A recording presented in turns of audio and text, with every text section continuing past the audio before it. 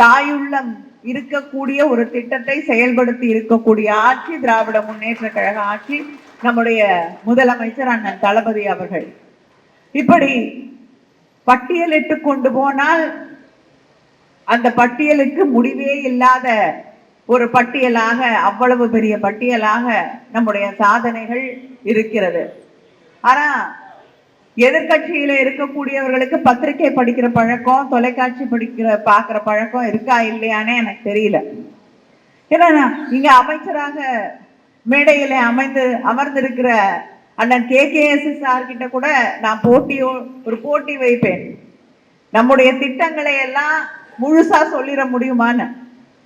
யார என்னாலையும் முடியாது, MP-யாலையும் முடியாது, அங்க இருக்கக்கூடிய MLA-வாலையும், மேடையில் இருக்கக்கூடியவர்கள் இதுக்குன்னு ஒரு லிஸ்ட் பட்டியல் எடுத்து படிக்கணும்.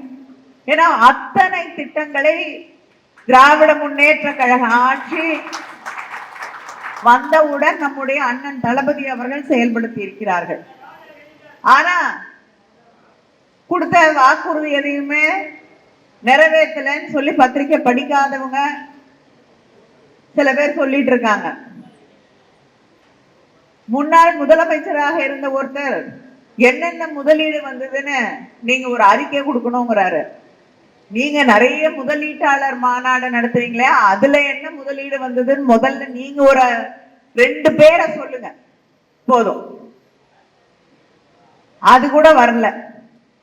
ஆனா 4 வருடம் தமிழ்நாட்டுக்கும் எங்களுக்கும் எந்த சம்பந்தமும் கிடையாது அப்படின்னு சொல்லி போய் தூங்கிட்டு இப்ப தேர்தல் வந்தது உடனே எழுந்து தமிழக மக்களை பார்க்க வருகிறார்கள், சுற்றுப்பயணம் செய்கிறார்கள். மக்களுக்கு அவங்க யாருன்னே மறந்துருச்சு. பார்த்தாதானே மக்களுக்கு மறந்தா பரவாயில்ல, அவங்க கட்சிக்காரங்களுக்கே மறந்துட்டு புதுசா ஒருத்தர் வந்திருக்காரு, இவர் எங்க தலைவர் இல்லைன்னு சொல்ல ஆரம்பிச்சிட்டாங்க. அதனால பல குழப்பங்கள். இதுல திடீர்னு வேற சில பேர் வந்து எப்படி பேசக்கூடாதோ, எப்படி ஒரு முதலமைச்சரை விழிக்க கூடாதோ, மூத்தவர்களை எப்படி பேசக்கூடாதோ, அதுதான் தன்னுடைய பாணி என்று நிரூபித்துக் கொண்டிருக்கக்கூடிய சில பேருக்கு வரக்கூடிய தேர்தலிலே தமிழ்நாட்டு மக்கள் சரியான பாடத்தை சொல்லித் தருவார்கள்.